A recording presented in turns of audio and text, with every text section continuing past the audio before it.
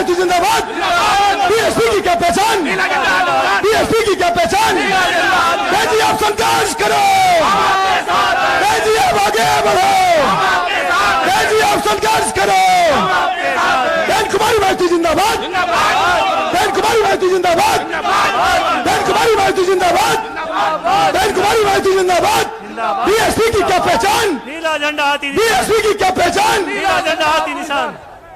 हमारे बीच में बहुजन समाज पार्टी की राष्ट्रीय अध्यक्ष, देश के सबसे बड़े प्रदेश उत्तर प्रदेश की 4 बार मुख्यमंत्री रही, हम सबकी नेता, दलितों व पिछड़ों, अकलियतों के साथ साथ मुसलमानों के साथ साथ सर्व समाज की नेता, हम सब की नेता, हमारी नेता हमारे बीच में आ चुकी है। हम आप लोगों से गुजारिश करें जन सैलाब से कि जोरदार माननीय बहन जी का स्वागत करें, जोरदार ताली बजाकर स्वागत करें। अब मैं गुजारिश के साथ कहेंगे कि हमारे बीच में जो हम लोग तोहफा देते हैं अपनी नेता को, तोहफे में हमारे तोहफा देने वालों में से पूर्व मंत्री हाजी याकूब कुरैशी, देवव्रत त्यागी जी और उनके परिवार के लोग, 2-3-4 लोग जिम्मेदार लोग और सभी जिम्मेदार साथी हमारे बीच में जो सप्रेम भेंट दे रहे, तोहफा दे रहे हैं बहन जी को, एक सोने का मुकुट। सभी लोग बहुजन समाज पार्टी जिंदाबाद, बहुजन समाज पार्टी जिंदाबाद, जिंदाबाद। बहन जी आप संघर्ष करो, बहन जी आप आगे बढ़ो। बीएसपी की क्या पहचान, नीला झंडा हाथी निशान। बीएसपी की क्या पहचान, नीला झंडा हाथी बहन कुमारी भारती जिंदाबाद, जिंदाबाद जिंदाबाद, बहन कुमारी भारती जिंदाबाद, जिंदाबाद जिंदाबाद, बहुजन समाज पार्टी जिंदाबाद। जिंदाबाद। बहन जी आप संघर्ष करो, हम आपके साथ, बहन जी आप आगे बढ़ो। हम आपके साथ हैं। हमारे बीच में बहुजन समाज पार्टी की राष्ट्रीय अध्यक्ष, देश के सबसे बड़े प्रदेश उत्तर प्रदेश की 4 बार मुख्यमंत्री रही, दलितों, पिछड़ों, मुसलमानों के साथ साथ सर्व समाज की नेता माननीय बहन जी हमारी आ चुकी हैं। मैं बड़े अदब के साथ माननीय बहन जी से गुजारिश करते हैं कि इस जन सैलाब को संबोधित करने का कष्ट करें। माननीय बहन जी, बहुजन समाज पार्टी जिंदाबाद। बहन जी तुम संघर्ष करो, बहन जी आप आगे बढ़ो, बहन जी आप संघर्ष करो, बहन जी आप आगे बढ़ो। बहुजन समाज पार्टी जिंदाबाद, बहुजन समाज पार्टी जिंदाबाद। बीएसपी की क्या पहचान, बीएसपी की क्या पहचान, बहुजन समाज पार्टी जिंदाबाद। माननीय बहन जी हमारे बीच में संबोधित करने का कष्ट करें। माननीय बहन जी, बीएसपी की इस चुनावी जनसभा में इकट्ठा हुए पार्टी के सभी छोटे बड़े पदाधिकारी एवं कार्यकर्तागण, आज आप लोग देश में व यहाँ आपके उत्तर प्रदेश स्टेट में भी लोकसभा के लिए हो रहे आम चुनाव में अपनी पार्टी के उम्मीदवारों के समर्थन में मुझे सुनने के लिए यहाँ इकट्ठा हुए हैं, तो इसके लिए मैं आप सभी लोगों का हार्दिक दिल से आभार प्रकट करती हूँ। वैसे आप लोगों को ये मालूम है कि हमारी पार्टी कांग्रेस, बीजेपी व अन्य किसी भी विरोधी पार्टी तथा गठबंधन आदि के साथ मिलकर नहीं, बल्कि अकेले ही अपनी पार्टी के बलबूते पर पूरी तैयारी व दमदारी के साथ ये चुनाव लड़ रही है। इसके साथ ही हमने टिकट बंटवारे के मामले में भी सर्व समाज के लोगों को उचित भागीदारी दी है। और इस मामले में वैसे आप लोगों को ये मालूम है कि आपकी जो मेरठ लोकसभा की सीट है, वैसे तो यहाँ सर्व समाज के लोग रहते हैं।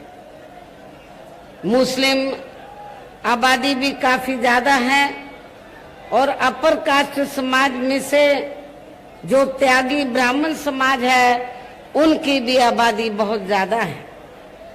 हमने पूर्व में यहाँ इस सीट पर तो कई बार मुस्लिम समाज को हमने चुनाव के मैदान में उतारा है।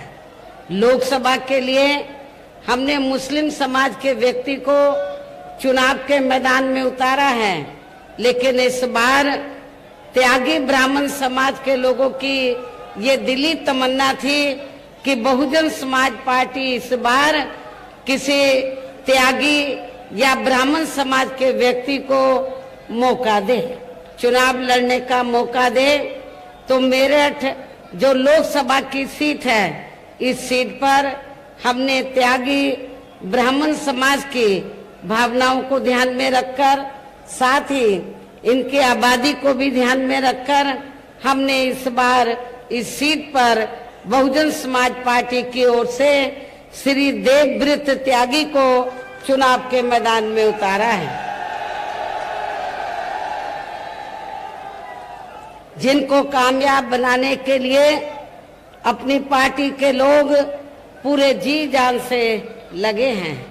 हालांकि आज यहाँ आपकी इकट्ठा हुई अपार भीड़, वह भीड़ के जबरदस्त जोश को भी देखकर अब मुझे भी एक काफी हद तक भरोसा हो गया है कि पिछली बार की तरह इस बार भी आप लोग अपने प्रदेश से यह लोकसभा आम चुनाव में अपनी पार्टी का बेहतर रिजल्ट जरूर लाएंगे।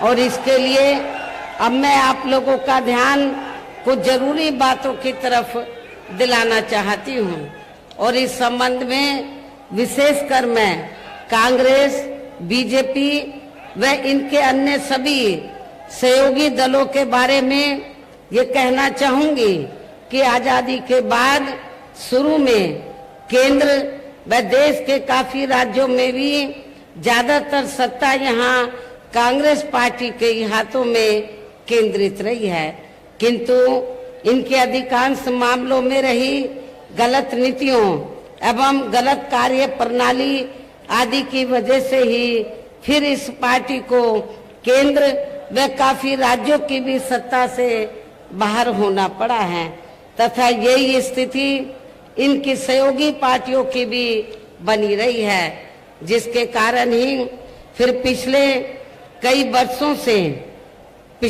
वर्षों से यहाँ बीजेपी व इनके सहयोगी दल केंद्र एवं काफी राज्यों की भी सत्ता में काबिज हो गए हैं, लेकिन इनकी भी ज्यादातर रही जातिवादी, पूंजीवादी, संकीर्ण, सांप्रदायिक व द्वेषपूर्ण नीतियों एवं कार्य प्रणाली आदि से तथा इनकी कथनी व करनी में भी काफी अंतर होने की वजह से अब ऐसा लगता है इस बार ये भारतीय जनता पार्टी भी केंद्र की सत्ता में आसानी से वापस आने वाली नहीं है,